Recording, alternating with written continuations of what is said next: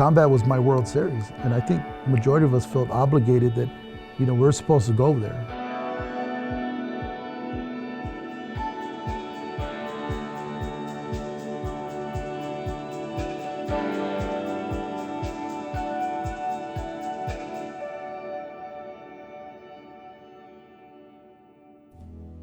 In January of 1990 is when I decided to join. I didn't see any other future for me. I just knew that, the military is where I wanted to go and that I would get away from where I was from and just nothing good is happening to anybody that stayed around town. And right from the beginning, when the drill sergeants came out, and I was like, heck yes, this is exactly what I knew was gonna happen.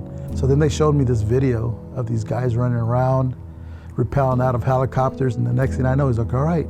He goes, would you like to come back to California? I was like, yeah. He goes, yeah, okay. Monterey, Fort Lauderdale, California, part of the 7th Infantry Division. What I didn't know is I was one of the toughest divisions in the military, and they carried a lot of weight. Back then, they would fill battalions with privates all together as one. You start being cohesive from day one. So it's pretty neat. We were all brand new privates in this brand new place. These sergeants, they were all veterans from the Panama invasion. So they had these combat patches on and combat infantry badges, and they all just seemed, at the time, I guess what we would consider now battle hardened. So I graduated drill sergeant school. It was a great experience. It was probably mentally one of the toughest schools just because there was a lot of memorization and stuff. And I was assigned to Fort Jackson, South Carolina. And then 9/11 happened. And that kind of put a second thought in my mind. Is this really what I want to do? So I dropped my packet, decided that I'm going to be enlisted for the rest of my career. I couldn't wait to get out of being a drill sergeant duty and get a chance to go over there. You train every day for something, and you never really prove your training. How do you know what you've learned is going to be in effect? Yeah, you do it really well in training. It's not real bullets flying by your head.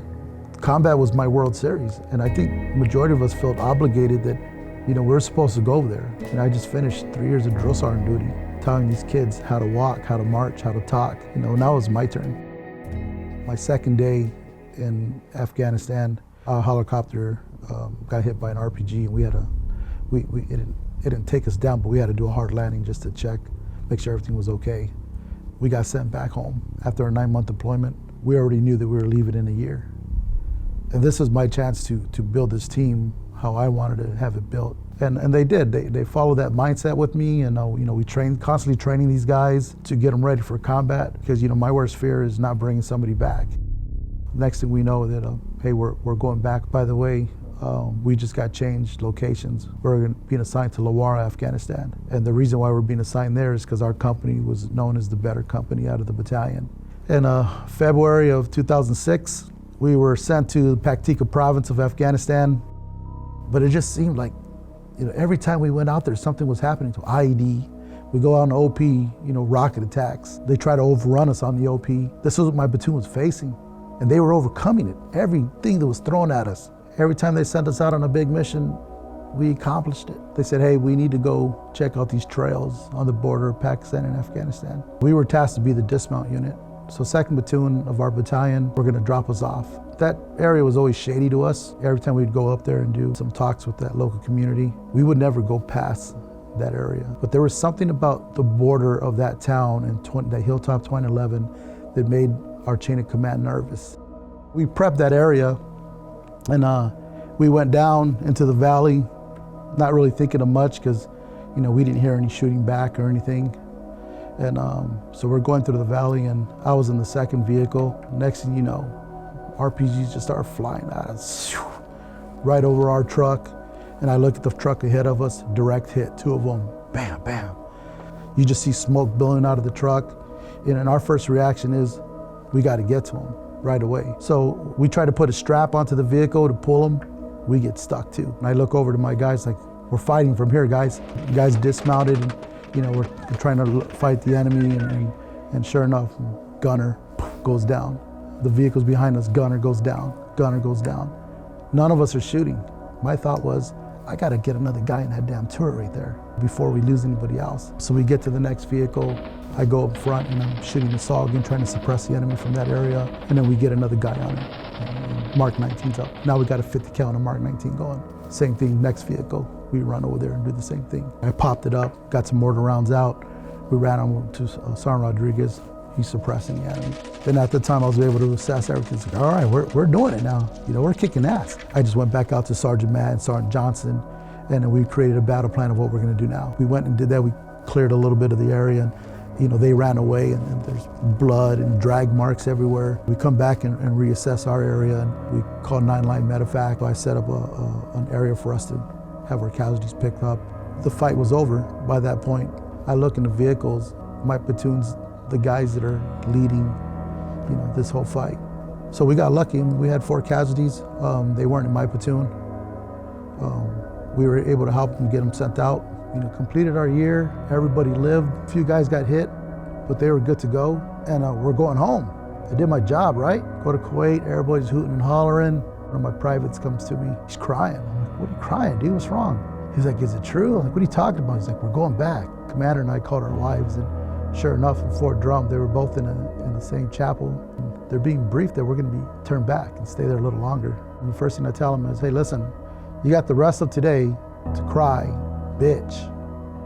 I go, but after today, I wanna hear it, because we got a job to go do. And it's more important now that we go back and do what we're supposed to do, so that way we can come back home. You know, so we went back and yeah, we left, picked up right where we left off. Talk about defining moment. You know, most people's defining moment is, you know, when they almost got killed in combat or victory and stuff. And at this point, you know, you're like, man, your platoon's flying high. Colonel, Sergeant Major want to talk to Captain Case and I, tell him about how proud he is of us, and you know, 3rd Platoon, this whole deployment through the extension. You guys had set the bar, and then you hear the fucking sound you don't ever want to hear. A 3-round burst from a saw. What the hell was that? Then over the little squawk box radio, you hear, send a medic to 3rd Platoon. Like, holy shit, so we took off running. And I showed up in my platoon. One of my fucking soldiers is on the ground. Fucking blood is coming up out of his neck. What the fuck, man? A fucking stupid game. Fucking pressure of these guys to perform well. They're playing the fucking, you're not squared away, fix your shit.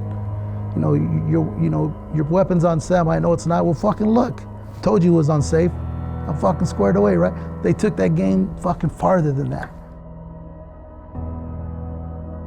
You know, we have the surgical team there, and I'm watching them perform aid to him, and they're trying to bring him back, and I just watch him fucking turn gray.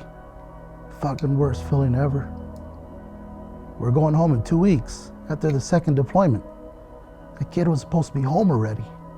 You know, I bring them together. So today, you mourn today. Tomorrow we go back on a mission. Because if we don't go back on a mission tomorrow, you know, we're just gonna hurt ourselves even more. So we did. And I don't know if I gave them enough time to mourn. The rest of us made it out. So I went back to school, become a mental health therapist and a school guidance counselor. So I got my master's in counseling. And then it just evolved to me helping out veterans.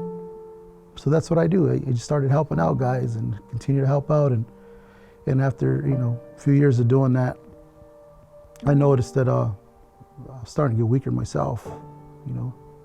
I've been so busy helping these guys, helping everybody else, I never thought about myself. Because I thought if I could help myself, I'm gonna be able to continue to help these guys. You know, when I was asked if I was willing to do this, and I know that a lot of the guys who are asked to do this have been through something pretty horrific.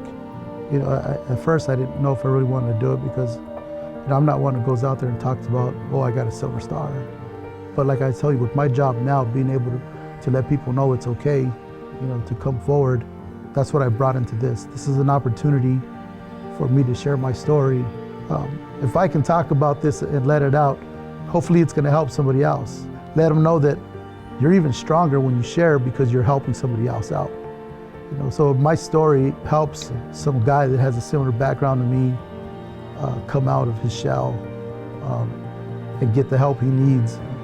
So that way he can be a good father, a good husband, then this is well worth it, man. This video's well worth it.